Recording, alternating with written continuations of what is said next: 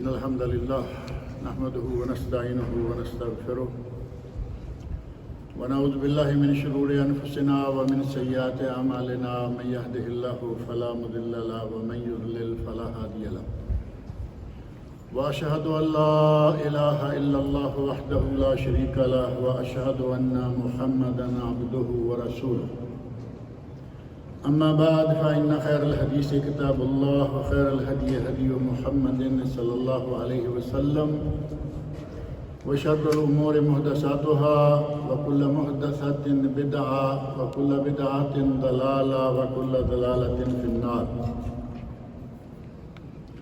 رب اشرح لي صدري ويسر لي أمري واحلل عقدة من لساني يفقهوا قولي رب أعوذ بك من همزات الشياطين وأعوذ بك رب أن يحضرون أعوذ بالله السميع العليم من الشيطان الرجيم وإن يمسسك الله بضر فلا كاشف له إلا هو وإن يردك بخير فلا راد لفضله يصيب به من يشاء من عباده وهو الغفور الرحيم سورہ یونس کی یہ آیت نمبر 107 ہے، جس کے موضوع سے آپ کو اندازہ ہو گیا ہوگا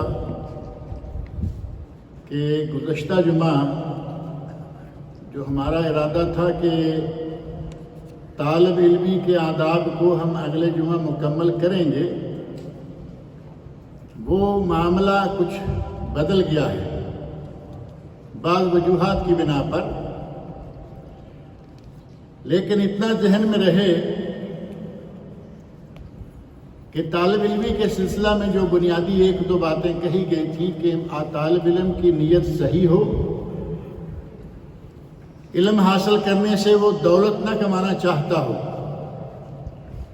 نہ وہ علماء کے ساتھ سینگ پھنسانے کا ارادہ رکھتا ہو کہ میں ان کو زیر کروں گا، اور بے علم یا کم علم لوگوں پر اپنا روب نہ جمانا چاہتا ہو، نیت خاص ہو تو اللہ رب العزت اسے برکتیں عطا فرمائے گا۔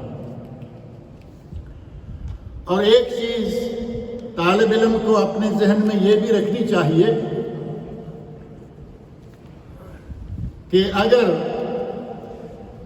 دوران درس، دوران محاضرہ یا لیکچر اس دوران اس کے ذہن میں ایک سوال اٹھتا ہے تو وہ فوراً اسی وقت اٹھ کر سوال نہ کر دے، کیونکہ اس سے بات میں انقطاع پیدا ہو جاتا ہے۔ ایک شخص ایک فکرہ، ایک موضوع اپنے ذہن میں لیے ہوئے ہے، اچانک سوال کچھ اور نوعیت کا آ گیا تو تسلسل ٹوٹ جاتا ہے۔ سوال کیجئے، پوچھئے، یہ آپ کا حق ہے، جب تک آپ کو مسئلہ سمجھ میں نہ آ جائے تب تک پوچھتے رہیے، لیکن مناسب وقت پر۔ مناسب وقت بات کے ختم ہونے کے بعد عموماً ہوتا ہے، رک جائیے اور جب تک آپ کا دل مطمئن نہ ہو جائے یہاں سے نہ نکلیے، یا کسی بھی جگہ سے۔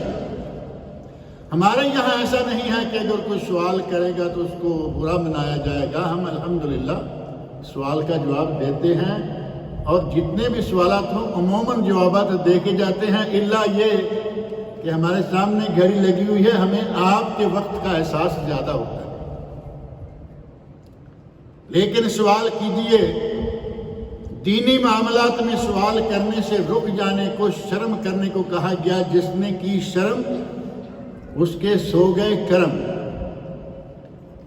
سوال کیجئے، وحسن السؤال نصف العلم، کہا گیا ہے کہ اچھا سوال کرنا یہ آدھا علم ہوتا ہے۔ یہ ایک مشہور قول ہے،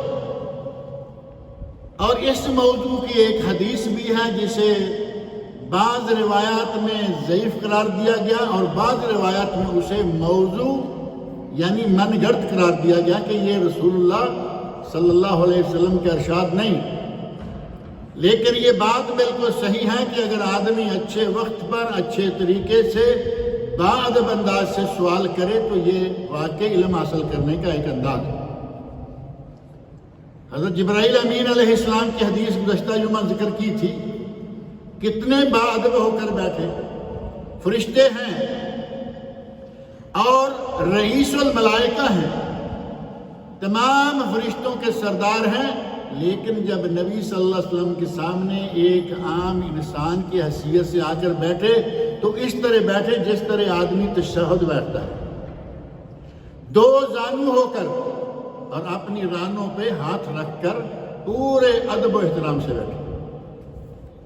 ادب و احترام سے آدمی سوال کرے، اچھے انداز سے کرے اور اچھے مناسب وقت میں کرے تو اس میں کوئی حرج نہیں ہے۔ اور دوسری بات جو آج ذکر کر دینا ضروری سمجھتا ہوں اپنے اصل موضوع کی طرف آنے سے پہلے، کہ بعض لوگوں کو عادت ہے کہ وہ لکھتے ہیں، لکھنے کی عادت ہے، رسالے لکھتے ہیں، کتابیں لکھتے ہیں، لیکن جب لکھتے ہیں تو کچھ ادھر سے ادھر سے بغیر مصنف کا نام لیے، یا کبھی گفتگو کر رہے ہیں تو کچھ اچھی باتیں ان کو نقل کریں گے لیکن اس کا حوالہ کوئی نہیں، یوں لگتا ہے کہ جیسے یہ اس کے اپنے دل سے اپنے دماغ سے نکلی ہوئی بات ہے۔ یہ خیانت ہے۔ امانت داری کا تقاضا یہ ہے کہ جو بات جہاں سے لی ہے اس کی طرف منسوب کیجئے، کہیے کہ یہ بات فلاں نے کہی ہے، قرآن کریم میں ہے، اللہ رب العزت کا کلام ہے، حدیث شریف میں ہے، نبی اکرم صلی اللہ علیہ وسلم کا ارشاد ہے، اور ایسے ہی الٹ پلٹ باتوں کو نبی صلی اللہ علیہ وسلم کی طرف منسوب کرنا اپنے لیے جہنم میں ٹھکانہ بنانے والی بات ہے۔ بعض لوگوں کو آتا ہے، حوالہ دینے کا شوق ہے، لیکن ادھر ادھر کی باتیں اٹھا کے نبی نے فرمایا، حدیث میں آیا، یہ انتہائی خطرناک رویہ ہے۔ نبی صلی اللہ علیہ وسلم کا ایک ارشاد جو حدیث کی تقریباً سبھی کتابوں میں موجود ہے، آپ ارشاد فرماتے ہیں، من کذب علی متعمدا، جس نے مجھ پر جان بوجھ کر جھوٹ بولا، اسے معلوم ہے کہ یہ حدیث تو نہیں، نہ کبھی اس نے حدیث کی کوئی کتاب دیکھی نہ پڑھی، لیکن دوسروں پر روب جمانے کے لیے وہ کہتا ہے حدیث میں آیا۔ نبی صلی اللہ علیہ وسلم فرماتے ہیں، جس نے جان بوجھ کر مجھ پر جھوٹ بولا فَلْيَتَبَوَّأْ مَقْعَدَهُ مِنَ النَّارِ، وہ اپنا ٹھکانہ جہنم میں بنائے۔ اقوال کو، نصوص کو، اقتباسات کو ان کے مالکوں، ان کے مصنفین، ان اہل علم کی طرف منسوب کرنا عین امانت داری ہے، اور یہ ہونی چاہیے۔ اور یہ بھی طالب علم کے اوصاف میں سے ایک وصف ہونا چاہیے کہ وہ محنت کرے۔ یہ راستہ بڑا لمبا ہے۔ آدمی کہے کہ میں آج اور 1 سال کے اندر، 2 سال کے اندر میں اسکالر ہو جاؤں گا، وہ آج کل کے اسکالروں کی طرح اسکالر ضرور ہو جائے گا۔ آج کل بڑے اسکالر ہیں، آپ کو فیس بک پر، نیٹ پر اتنے اسکالر ملیں گے کہ شاید محلے میں دوسرا شخص اسے جانتا بھی نہیں، لیکن وہ اسکالر ہے۔ ادھر سے ادھر سے اکٹھا کیا، کچھ نہ کچھ کہہ دیا، اور اسے نہیں معلوم کہ میں کیا کہہ رہا ہوں۔ آج آپ کو میڈیا میں اتنی غلط سلط باتیں اتنے زور و شور سے کہی جاتی، کوئی حوالہ نہیں، کوئی ریفرنس نہیں۔ اس طرح کا اسکالر نہیں، اسکالر وہی ہوتا ہے جو محنت کرے اور مسلسل محنت کرتا رہے۔ سال کے شروع میں طالب علم اگر کہے کہ نہیں ہمارے امتحان میں ابھی 8 مہینے 9 مہینے باقی ہیں، دیکھا جائے گا، اور آخری ہفتہ ایک لفظ ہے میرا خیال ہے کہ ہمارے سارے لوگ سمجھتے ہوں گے، رٹا لگانا۔ رٹا سمجھتے نہیں؟ سارا سال پڑھا نہیں، جن لوگوں نے لگائے ہوئے ہیں وہ اعتراف بھی کر رہے ہیں۔ سارا سال پڑھتے نہیں، امتحان کے قریب آ کر دبا کے اس کو، تو یہ تھوڑے وقت کے لیے دماغ میں آئے گا، امتحان سے نکل گئے، کمرہ امتحان سے آپ باہر، اور یہ رٹا باہر۔ رٹے سے علم حاصل نہیں ہوتا، علم حاصل ہوتا ہے آرام آرام سے پڑھتے جائیے، پڑھتے جائیے۔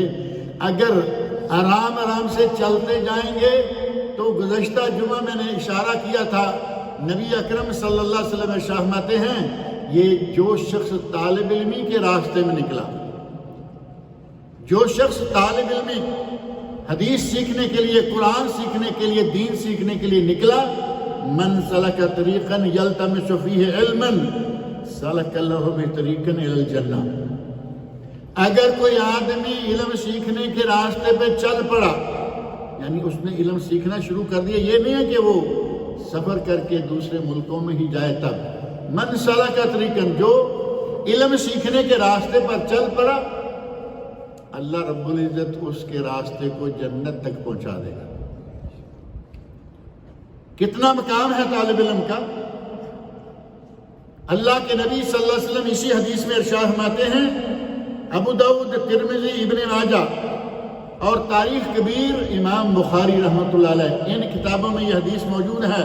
نبی صلی اللہ علیہ وسلم فرماتے ہیں ارض و سما کی ہر چیز اس کے لیے دعائیں کرتی ہے، وحیتان والحیتان فی ماء البحر، اور مچھلیاں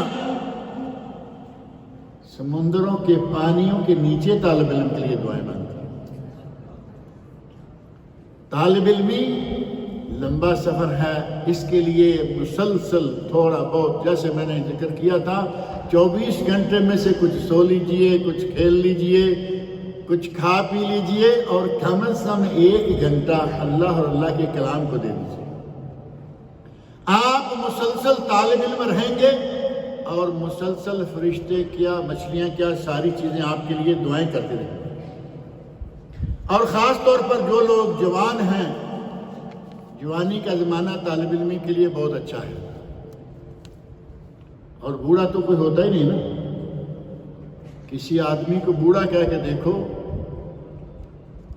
بڑھاپے کا نام سننے کو کوئی تیار نہیں، تو پھر سارے جوان ہیں۔ جوانی کا زمانہ بہت اہم زمانہ ہے۔ اللہ رب العزت نے قرآن کریم میں سورہ کہف میں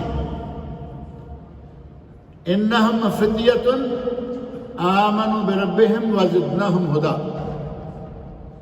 اصحاب کہف نوجوان تھے، اللہ رب العزت نے فرمایا کہ وہ نوجوان تھے، اللہ کی ذات پر ایمان لے آئے، اللہ رب العزت نے انہیں مزید ہدایت پر لگا دیا۔ نوجوانوں کا خاص طور پر قرآن کریم میں اللہ رب العزت کا ذکر فرمانا اس بات کی دلیل ہے کہ جوانی کے عالم میں اگر کچھ کرنا چاہے تو وہ کر سکتا ہے، کر گزرتا ہے۔ جو نوجوانوں کو چاہیے کہ وہ محنت کریں، وہ زیادہ وقت لگائیں دین کو سیکھنے کے لیے، لیکن اگر کوئی بوڑھا نہیں ہے تو کم از کم 50 سے آگے ہو گیا، وہ یہ نہ سمجھ لے کہ میں بوڑھا ہوں، لیکن وہ اتنا ضرور کرے کہ وہ دین سیکھنے کے لیے تھوڑا بہت وقت ضرور نکالتا رہے۔ ابھی میں نے آپ کے سامنے جو آیت پڑھی ہے سورہ یونس کی آیت 107، وَإِن يَمْسَسْكَ اللَّهُ بِضُرٍّ فَلَا كَاشِفَ لَهُ، اگر اللہ رب العزت تمہیں کوئی تکلیف، نقصان پہنچانا چاہے، اس کائنات کی کوئی چیز اس نقصان کو روک نہیں سکتی۔ ہمارا ایمان ہے یا نہیں؟ ہمارا ایمان ہے اور ہونا چاہیے کہ اگر اللہ نقصان پہنچانا چاہے، دنیا کی کوئی چیز، مائی کا کوئی لال ایسا نہیں ہے کہ جو اس نقصان کو روک سکے۔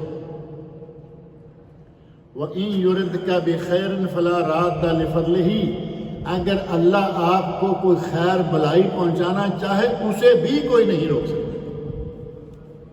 تو اس کا مطلب یہ ہوا کہ ہر طرح کی خیر اللہ کی طرف سے، اور اگر اللہ کی طرف سے کوئی شر آ جائے، کوئی برائی آ جائے، کوئی تکلیف آ جائے، اسے بھی اللہ کے سوا کوئی نہیں روک سکتا۔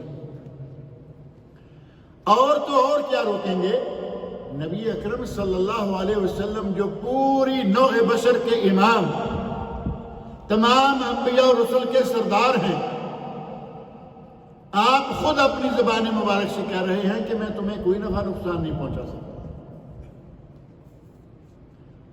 اپنی پھوپھی کا نام لیا، یا صفیہ تو یا بنت عبد المطلب، اے صفیہ، اے بنت عبد المطلب، اے میری پھوپھی جان، اعملی، عمل کر لو، عمل کر لو، قیامت کے دن نفع نقصان کہو گے میں نہیں دے سکتا۔ آپ نے چچا عباس رضی اللہ عنہ سے کہا عمل کر لیجئے، فَإِنِّي لَا أُغْنِي عَنْكَ مِنَ اللَّهِ شَيْئًا، قیامت کے دن میں تیرے کام نہیں آؤں گا اپنی بیٹی سے۔ اور بیٹی بھی کون ہے؟ حضرت فاطمہ الزہرا رضی اللہ عنہا، ام الحسنین، حضرت علی ابن ابی طالب، حضرت علی رضی اللہ عنہ کی زوجہ محترمہ۔ وہ فاطمہ رضی اللہ عنہا کہ جب وہ گھر میں داخل ہوں تو نبی اکرم صلی اللہ علیہ وسلم اپنی جگہ جہاں آپ تشریف فرما ہوتے ہیں، اپنی جگہ سے اٹھ کر بھاگ کر دروازے کی طرف استقبال کرنے کے لیے جاتے ہیں۔ اور کبھی ایسا ہوتا کہ بھاگ کر استقبال کرنے کے لیے جا رہے ہیں، آپ کے کندھے مبارک سے چادر گر جاتی۔ اتنا پیار جس بیٹی سے کیا، اسے بھی کہا یا فاطمہ تو بنت رسول اللہ، اے فاطمہ، اے اللہ کے رسول کی بیٹی، اے علی، فَإِنِّي لَا أُغْنِي عَنْكَ مِنَ اللَّهِ شَيْئًا، عمل کر لو، قیامت کے دن نجات ہوگی تو عمل سے ہوگی، میں وہاں تمہارے کام نہیں آتا ہوں۔ اللہ کے نبی کہیں کہ میں کسی کام نہیں آتا، آخرت میں اور دنیا میں فرمایا کہ میں تمہیں کوئی نفع نقصان نہیں پہنچا سکتا۔ جب اللہ کے نبی نہیں پہنچا سکتے دوسرا پہنچا سکے گا؟ جب اللہ رب العزت کسی کو خیر پہنچانا چاہے اسے کائنات کی کوئی چیز روک نہیں سکتی۔ یصیب بہ من یشاء من عبادہ، اللہ اپنے بندوں میں سے جسے چاہے خیر جسے چاہے شر پہنچاتا ہے، وہو الغفور الرحیم، اور وہ بہت ہی بخشنے والا اور بہت ہی رحم کرنے والا ہے۔ ہمارے یہاں پاک و ہند میں خاص طور پر، اور اب یہ سلسلہ پھیلنا شروع ہو گیا، آپ کے علم میں ہے کہ شر کو عام کرنے کے لیے، شر کی نشر و اشاعت کے لیے شیطان بھی موجود ہے یا نہیں؟ اس کا تو کام ہی ہے خیر کے راستے بند کرنا اور شر کو دنیا میں پھیلانا، یہ شیطان کی بھی کوشش ہے۔ اور یہی ایک وجہ ہے کہ آج کچھ باتیں، کچھ خرافات جو ہمارے پاک و ہند میں تھیں، آج وہ پھیل کر ادھر ادھر بھی آ گئی۔ میں نے ایک کام کیا، لوگوں نے دیکھا کہ وہ اتنی بڑی بڑی داڑھی ہے تو نماز بھی یہ پڑھتا ہے تو یہ ٹھیک ہی ہوگا، اس نے بھی کرنا شروع کر دیا۔ دیکھا دیکھی وہ بیماریاں، وہ خرافات، وہ بدعات، وہ شرکیات جو صرف ہمارے ملکوں میں تھے، اب باہر کے ملکوں میں آنا شروع ہو گئے ہیں۔ اور کچھ ایسے ہیں کہ جو یہاں سے شروع ہوئے، عہد جاہلیت میں یہاں تھے، نبی اکرم صلی اللہ علیہ وسلم نے انہیں بند کر دیا، اور خیر القرون میں وہ چیزیں بند رہیں، اب ہمارے ملکوں سے ہوتے ہوئے پھر یہاں آنا شروع ہو، یعنی یہاں رینیو ہو گئی تھی پہلے سے، لیکن اب نئے سرے سے ان کا یہاں بھی سلسلہ شروع ہو گیا، تجدید ہو گئی ان کی۔ اور وہ کیا ہے؟ بچے کے گلے میں تعویذ لٹکایا ہوا ہے، یہ تعویذ ہمارے بچے کی حفاظت کرے گا۔ اللہ رب العزت کیا فرما رہے ہیں؟ وَإِن يَمْسَسْكَ اللَّهُ بِضُرٍّ فَلَا كَاشِفَ لَهُ، اللہ بچے کو نقصان پہنچانا چاہے اسے کوئی تعویذ نقصان سے نہیں بچا سکتا۔ اگر اللہ رب العزت کسی کو نقصان پہنچانا چاہے اسے کوئی دور نہیں کر سکتا۔ بچے کے گلے میں تعویذ، بڑے کے گلے میں تعویذ، عورت کے گلے میں تعویذ، مرد کے گلے میں تعویذ، اور کچھ لوگوں کے یہاں بندھا ہوا ہوتا ہے، کندھے کے نیچے، بازو پر بندھا ہوا ہے تعویذ، کسی کا کسی رنگ کا، کسی کا کسی طرح کا۔ اور کچھ لوگ تو ایسے ہیں کہ وہ عام تعویذ نہیں، وہ امام ضامن باندھتے ہیں۔ امام ضامن، وہ امام ضامن کون ہے؟ حضرت حسین رضی اللہ عنہ، جن کو قتل کر دیا گیا وہ اپنے آپ کو نہیں بچا سکے. پہلی بات. جنہیں شہید کیا گیا اور کہا جاتا ہے کہ مظلوم شہید کیے گئے، وہ عظیم ہستی، وہ عظیم انسان اپنے آپ کو شہادت سے نہیں بچا سکا، شہید کر دیے گئے. آج ان کے نام کا لوہا اپنے گلے میں، اپنے کندھے میں، اپنے جسم پر لٹکا لیں گے تو کیا آپ تکلیف سے بچ جائیں گے؟ جو اپنے آپ کو نہ بچا سکا کسی کو کیا بچائے گا؟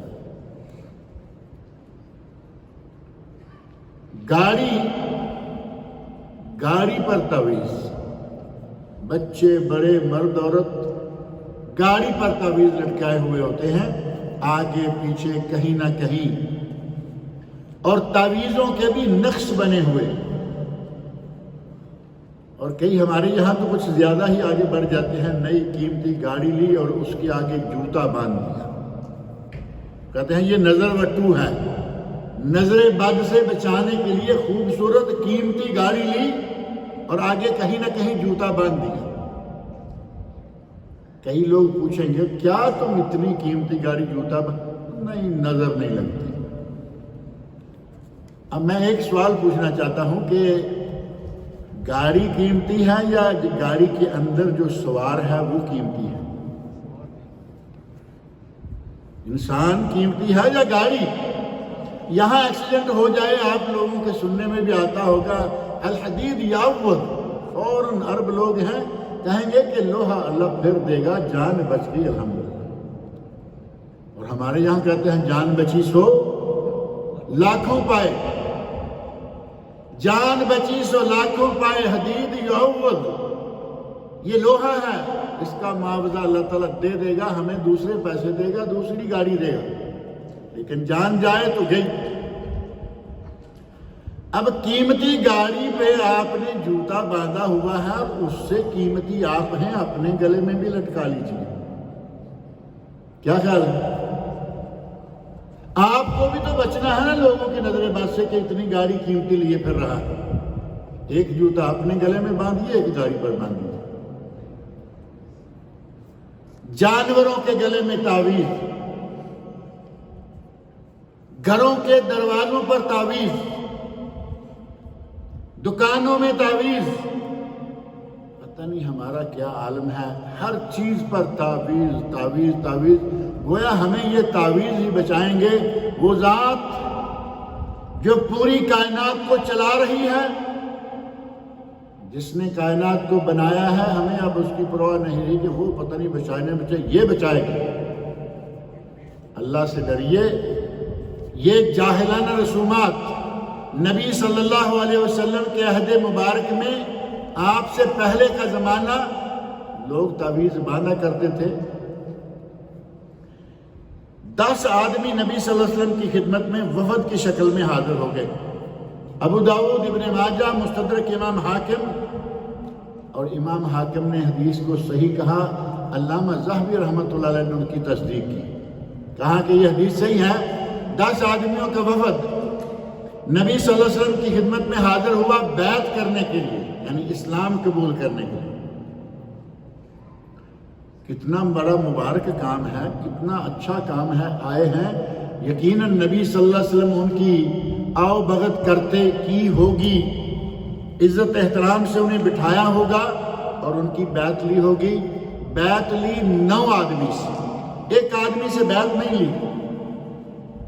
لوگوں نے پوچھا یا رسول اللہ 9 آدمیوں سے بیعت لے لی ہے، اس ایک آدمی سے کیوں نہیں لی؟ تو نبی صلی اللہ علیہ وسلم نے ارشاد فرمایا ان علیہ تمیمہ،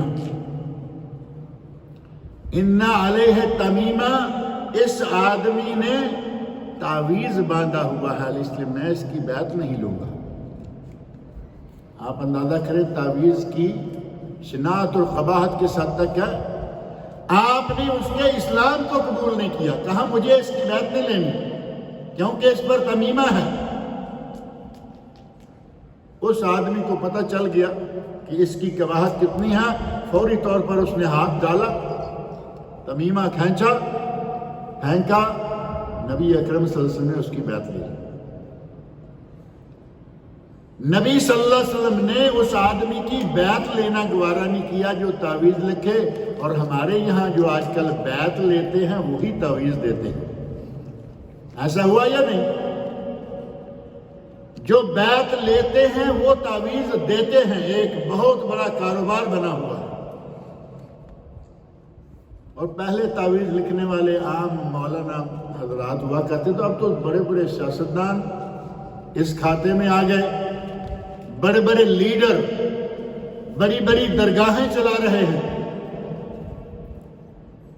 اور پھر کچھ ایسے لوگ بھی تعویذ لکھنے، لکھے لکھائے تعویذ تقسیم کرنے میں آ گئے جو پرلے درجے کے چھٹے ہوئے بدماش، لیکن شکل پیر کی بنائی بیٹھ گئے، اور کتنے پیر پکڑے گئے ہیں پچھلے تھوڑے سے عرصہ کے اندر۔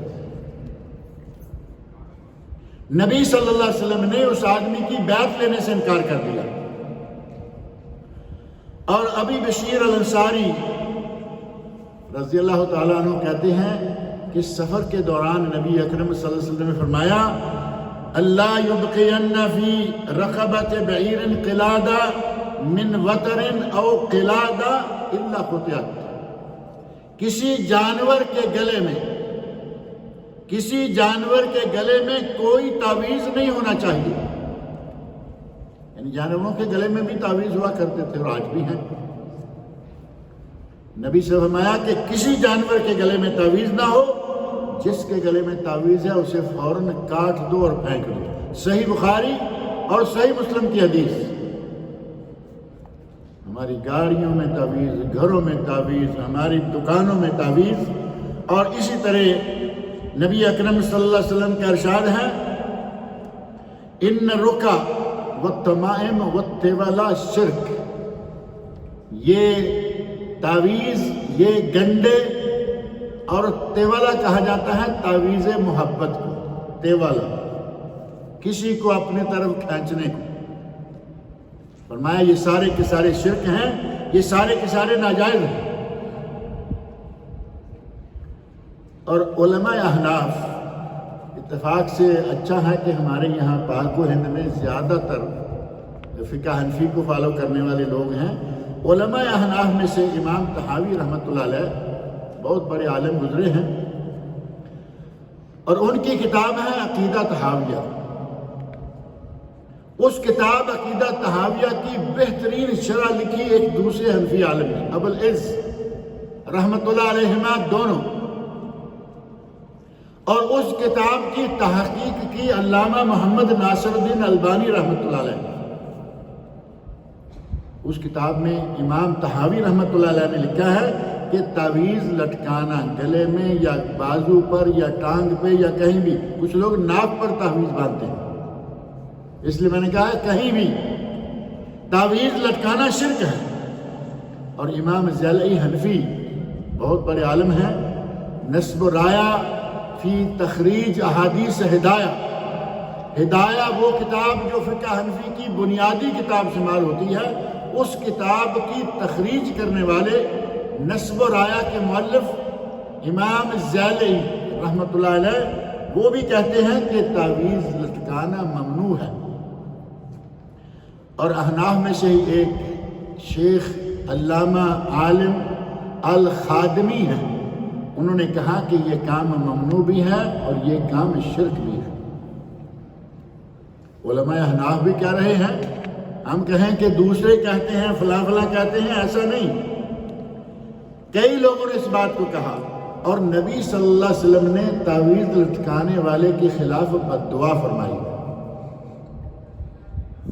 آپ کو معلوم ہے کہ نبی صلی اللہ علیہ وسلم رحمت للعالمین ہیں، کسی کے خلاف بد دعا کرے عام آدمی کے خلاف ہو ہی نہیں سکتا۔ آپ نے چند مواقع پر چند لوگوں کے لیے بد دعا کیا، ان میں سے ایک یہ تعویذ والا۔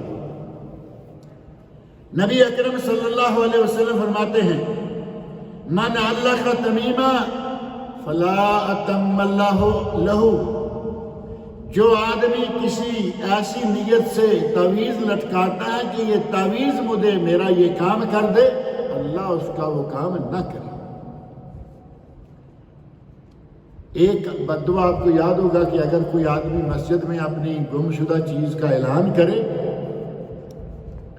تو اس کے بارے میں بھی آپ نے بدعا کی ہے کہ مسجد کے اندر اللہ کے گھر کے اندر اپنی گمشدہ دنیاوی مال اور چیزوں کا اعلان کرتا ہے، لا رد اللہ علیہ، میں تیری یہ چیز اللہ تمہیں واپس نہ دے۔ اور تعویذ والے کے بارے میں فرمایا کہ تو نے جس نیت سے یہ کام کیا ہے اللہ تیرا یہ کام پورا نہ کرے۔ اور ایک حدیث مسند امام احمد، سنن ترمذی، معجم طبرانی کبیر اور مستدرک امام حاکم میں ہے، نبی صلی اللہ علیہ وسلم فرماتے ہیں من علق شیئا وکل الیہ، جس نے کوئی چیز لٹکائی گلے میں، بازو پر، جہاں بھی، اسے اس چیز کے سپرد کر دیا جاتا ہے، اللہ اپنی سپرداری اٹھا لیتا ہے۔ اگر کسی سے اللہ نے اپنی سپرداری اٹھا لی تو پھر کوئی بچنے کا راستہ ہے؟ نبی اکرم صلی اللہ علیہ وسلم کا ارشاد ہے کہ اللہ اپنی سپرداری اٹھا لیتا ہے، اس کے سپرد اسے کر دیتا ہے۔ اللہ رب العزت نے ان شرکیات کا قرآن کریم میں بہت رد کیا، بار بار کیا، مختلف مقامات پر کیا۔ ان مقامات میں سے ایک سورۃ الانعام آیت نمبر 151، قل تعالوا اتل ما حرم ربکم علیکم اللہ تشرکوا بہ شیئا، آؤ میں تمہیں پڑھ کر بتاتا ہوں کہ تم پر تمہارے رب نے کیا کیا کام، کیا کیا چیزیں، کیا کیا امور حرام کیے ہیں۔ ان میں سے آغاز میں ہی آپ نے فرمایا، آگے تفصیل موجود ہے، آغاز میں فرمایا اللہ تشرکوا بہ شیئا، اللہ کے ساتھ کسی کو شریک نہ بناؤ، وہ انسان ہو، وہ تعویذ ہو، وہ وتر ہو، وہ فلاں ہو، کسی بھی چیز کو اللہ کے ساتھ اپنا شریک نہ بناؤ۔ اور فرمایا انہ من یشرک باللہ فقد حرم اللہ علیہ الجنہ، جس نے اللہ کے ساتھ کسی چیز کو شریک بنایا اللہ نے اس پر جنت حرام کر دی۔ وَمَأْوَاهُ النَّارُ، اس کا ٹھکانہ جہنم ہے۔ وَمَا لِلظَّالِمِينَ مِنْ أَنصَارٍ، اور ظالموں کا مددگار کوئی نہیں۔ اب جسے اللہ رب العزت سزا دینا چاہے گا، کوئی مددگار وہاں پہنچے گا؟ یہاں دنیا میں بڑے، میں کروں گا، یہ کر دوں گا، وہ کر دوں گا، سب ٹھیک کر دوں گا، لیکن جب اللہ کسی کو پکڑنا چاہے گا اس کے مقابلے میں کوئی کچھ نہیں کر سکے گا۔ اور ایک آیت تو بڑی مشہور ہے نا، ان اللہ لا یغفر ان یشرک بہ، اللہ کسی کو معاف نہیں کرے گا کہ اس کے ساتھ کوئی شریک کرے، یعنی شرک کا گناہ اللہ کسی کو معاف نہیں کرے گا۔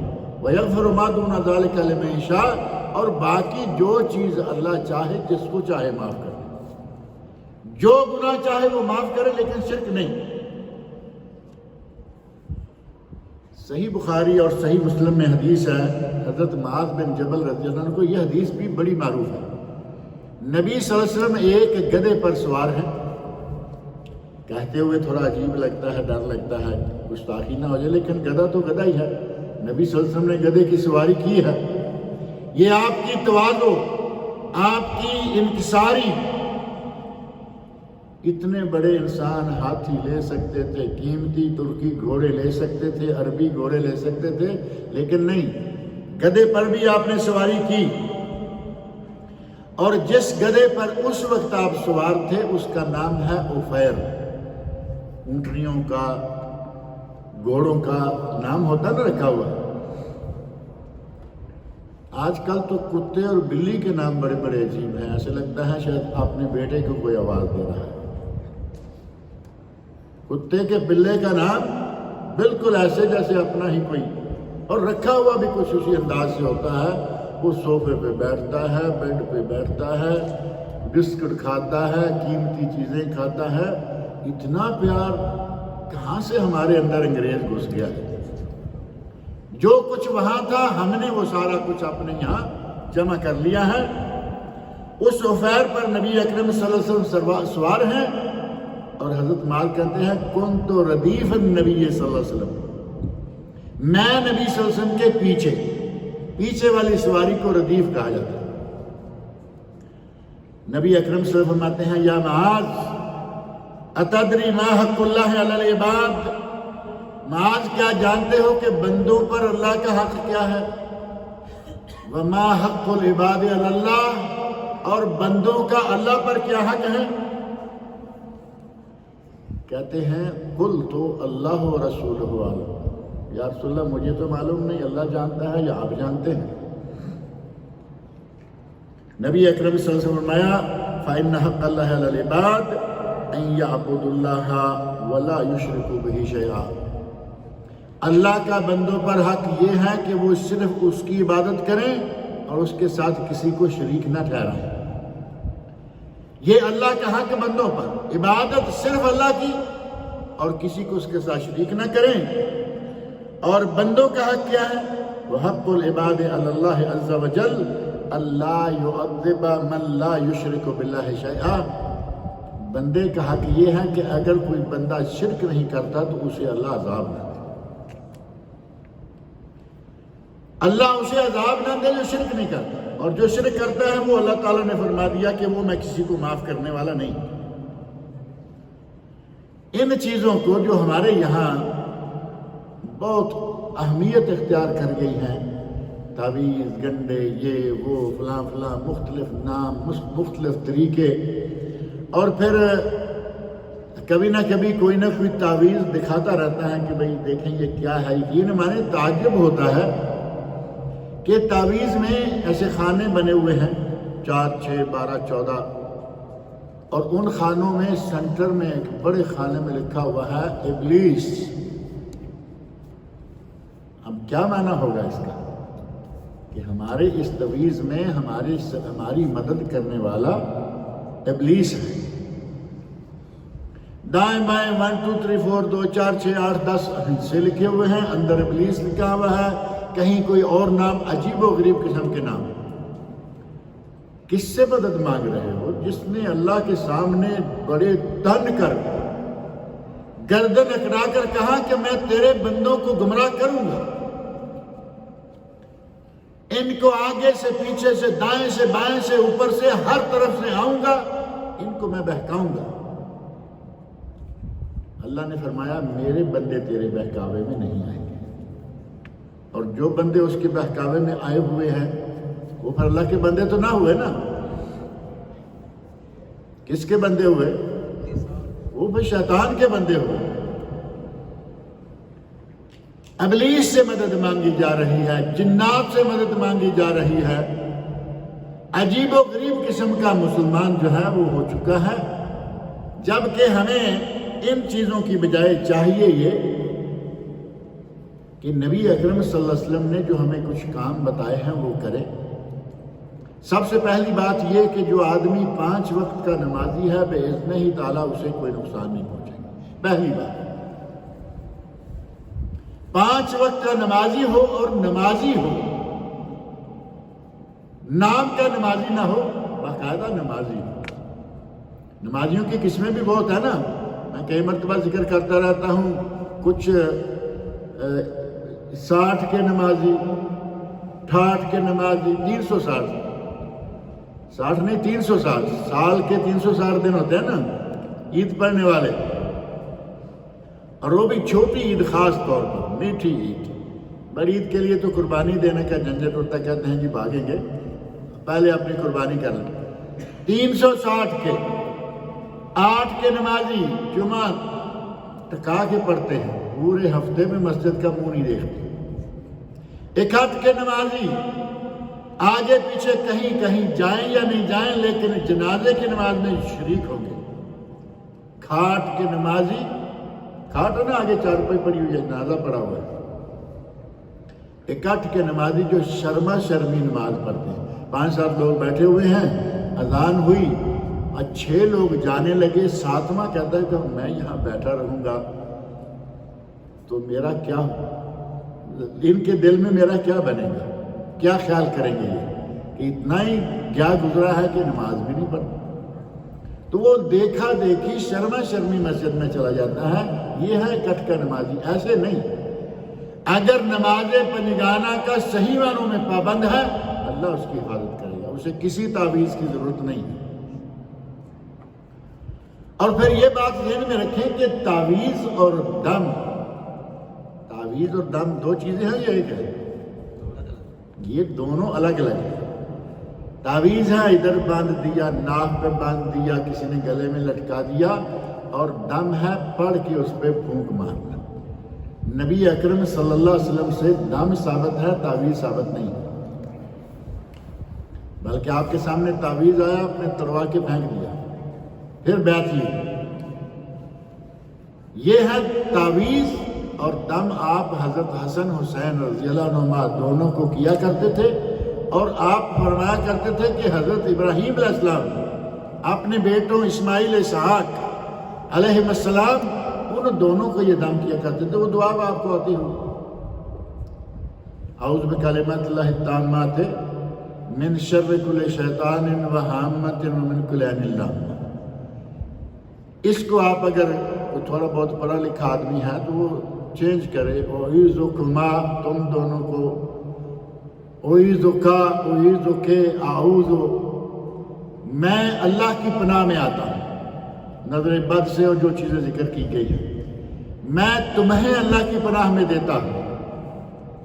اگر کچھ بھی یاد نہیں ہے تو اعوذ بکلمات اللہ التامات پڑھیے، اعوذ بکلمات اللہ التامات من شر ما خلق، مختصر، اعوذ بکلمات اللہ التامات من شر کل شیطان و حامہ ومن کل عین لامہ۔ یہ عین لامہ ہے نظر بد، جس نظر بد سے بچانے کے لیے آپ جوتے لٹکا رہے ہیں، اللہ کے رسول صلی اللہ علیہ وسلم نے 2 کلموں میں اس کی دعا بتائی۔ معوذات پڑھیے، نمازیں پڑھیے، قرآن کریم کی تلاوت کا روزانہ ایک ورد رکھیے، صدقہ کیا کیجئے تھوڑا تھوڑا، روز دوسرے دن 8ویں دن۔ ہم نے سمجھ لیا ہے کہ ہم رمضان میں زکوٰۃ نکالتے ہیں اور پھر وہی زکوٰۃ سال بھر بانٹتے رہتے ہیں۔ میں کئی مرتبہ ذکر کر چکا ہوں کہ یہ عمل غلط ہے۔ زکوٰۃ نکالی ہے، ہفتہ 10 دن کے اندر اندر اس کو بانٹ دو، اب وہ پیسہ آپ کا نہیں ہے، باقی سال کا حصہ اب ہے انفاق فی سبیل اللہ۔ اب جیب پہ ہاتھ ڈالیے، نیچے دل ہے اس پہ بھی ہاتھ ہمارا چلا جاتا ہے، وہ جیب کے نیچے ہی ہے نا، دل کی جگہ یہی ہے یا نہیں؟ ہمارے ٹیلر بھائی بڑے اسپیشل اس معاملے میں، جیب صحیح جگہ لگائی ہے، اس میں پیسہ ہو تو دل بھی گرم تازہ فریش، اور اگر پیسہ دینا پڑے تو پھر دل کو ہاتھ آتا ہے۔ زکوٰۃ ہی نہیں، آپ کے مال میں اللہ نے غریبوں، مسکینوں، بیواؤں، یتیموں کا ویسے بھی حق رکھا ہے۔ للسائل والمحروم، سوال کرنے والا اور نادار غریب ہر کسی کا تمہارے پیسے میں حق ہے۔ موقع بہ موقع صدقہ کرتے رہا کیجئے۔ اگر اس طرح کریں گے تو انشاءاللہ دوسروں کو نفع پہنچانا، اپنا کوئی نہ کوئی خدمت کسی کی کر دینا، صبح کے اذکار ہیں، شام کے اذکار ہیں، نمازوں کے بعد کے اذکار ہیں، آپ یہ عمل اگر اختیار کریں گے، آپ کو انشاءاللہ کسی شعبدہ باز، کسی مداری اور کسی ایسے آدمی کے پاس نہیں جانا پائے گا کہ یہ دھاگا لے جاؤ، یہ فلاں جگہ باندھ دینا، یہ دھاگا لے جاؤ فلاں درخت کو باندھ۔ عجیب قسم کے یہ تعویذ بھی ہیں۔ ایک تو اپنے اوپر باندھا ہے، بیوی نے باندھا ہے، بچے نے باندھا ہے، گاڑی کو باندھا ہے، دکان کو باندھا، گھر کو باندھا۔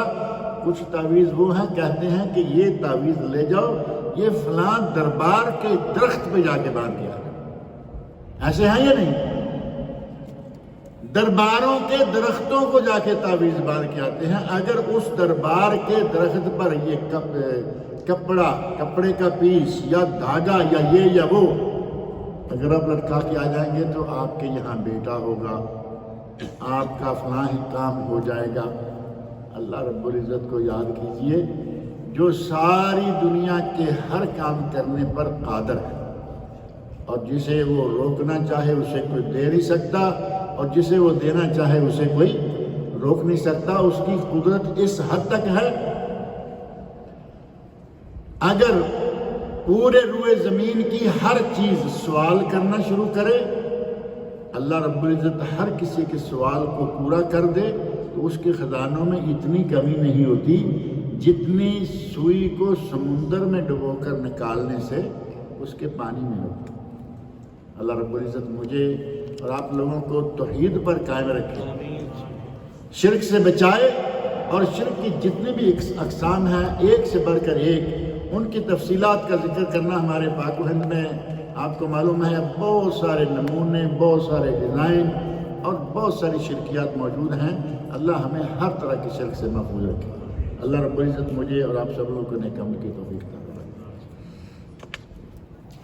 گزشتہ ہفتے ایک صاحب کے لیے ہم نے، دوست تھے ہمارے بھائی مشہد صاحب کے، ان کے لیے دعا کرائی تھی کہ اللہ ان کو شفا عطا فرمائے، تو پتہ چلا ہے کہ ان کا گزشتہ ہفتے کے دوران انتقال ہو گیا ہے۔ دعا کریں کہ اللہ رب العزت ان کی مغفرت فرمائے، بشری کوتاہیوں کو اللہ تعالیٰ معاف کرے، اللہ رب العزت ان کو جنت الفردوس میں اعلیٰ مقام عطا فرمائے۔ کہا ہے کہ کچھ لوگ میری بیٹی کے رشتہ کے لیے آ رہے ہیں، کچھ دعائیں بتائیے۔ بیٹی کے رشتہ کے لیے آ رہے ہیں، اب یہاں میں صرف دعائیں نہیں، ضروری بات بتانا ضروری سمجھتا ہوں۔ نبی صلی اللہ علیہ وسلم نے ارشاد فرمایا ہے تنکح المرأۃ لاربع، عورت کا نکاح 4 چیزیں دیکھ کر کیا جاتا ہے، بیٹی ہے، بیٹا ہے، لمالہا، مالدار ہوں، ولجمالہا، حسن ہو، خوبصورت ہو، ولحسبہا، حسب نسب اچھا ہو، ولدینہا، اور دیندار۔ 4 چیزیں ہوں گی نہیں، مال، جمال، حسب و نسب اور دین۔ اور آخر میں فرمایا فاظفر بذات الدین تربت یداک، تیرے ہاتھ خاک آلود ہوں۔ جیسے ہمارے کہتے ہیں تیرا بھلا ہو، یہ ان معنوں میں ہے، تیرے ہاتھ خاک آلود ہوں، دیندار حاصل کرنے پہ کامیابی حاصل کرنے، دیندار۔ آپ یہ معیار اپنے ذہن میں رکھیں، بیٹی کو بیانہ ہے تب رکھیں، بیٹوں کو بیانہ ہے تب رکھیں۔ اگر یہ معیار آپ نہیں رکھیں گے تو پھر دعائیں کام نہیں کریں گے۔ جب نبی صلی اللہ علیہ وسلم کا بتایا ہوا معیار ہی آپ نے نکال دیا کہ نہیں ہمیں مالدار چاہیے، نہیں ہمیں یہ چاہیے، اس وقت پھر دعائیں کام نہیں دیں۔ اور اگر آپ نے معیار سامنے رکھا ہوا ہے اور اسی کے مطابق آپ کوشش کر رہے ہیں کہ بچے کا رشتہ آئے، تو اس کے لیے یہ اسپیشل اس کام کے لیے کوئی دعا ہو ایسا نہیں ہے، لیکن کچھ دعائیں ہیں آپ کریں گے، اللہ رب العزت آسان کرنے والا ہے۔ اللہم لا سہل الا ما جعلتہ سہلا وانت تجعل الحزن اذا شئت سہلا۔ اے اللہ، جسے تو سہل کرنا چاہے وہ سہل ہو جاتا ہے، وہ چاہے کتنا مشکل کیوں نہ ہو۔ اور اگر تو کسی کام کو آسان نہ کرے تو اسے دوسرا کوئی آسان کر نہیں سکتا۔ یہ دل میں نیت کیجیے اللہ تعالیٰ ہماری بچی کے لیے، بچے کے لیے جو رشتہ بھیج رہا ہے اس کو ہمارے لیے آسان کر دے، بچے کو توفیق دے دے کہ اس کا اچھی جگہ رشتہ ہو جائے۔ اور پھر ایک بات اور ذہن میں رکھیں کہ دعائیں اگر مسنون دعائیں قرآن کریم کی، نبی اکرم صلی اللہ علیہ وسلم کی احادیث سے آپ کے علم میں نہیں ہیں، اپنے دل سے اپنی زبان میں دعا مانگیے۔ جو بات دل سے نکلتی ہے اثر رکھتی ہے، پر نہیں مگر طاقت پرواز مگر رکھتی ہے۔ آپ کے دل سے جو نکلے گا نا کہ یا اللہ اے میرے رب، کوئی کہیں کسی وقت 2 رکعت نماز پڑھے اندھیرے میں، اندھیرے سے مراد لائٹ بجھا کے نہیں، سحری کے وقت 2 رکعت نماز پڑھیں، 4 سجدے آتے ہیں، 4 سجدوں میں جس طرح جو چیز چاہے مانگیں، اللہ سے مانگے، اللہ تعالیٰ دینے والا ہے۔ اللہ تعالیٰ مجھے اور آپ سب لوگوں کو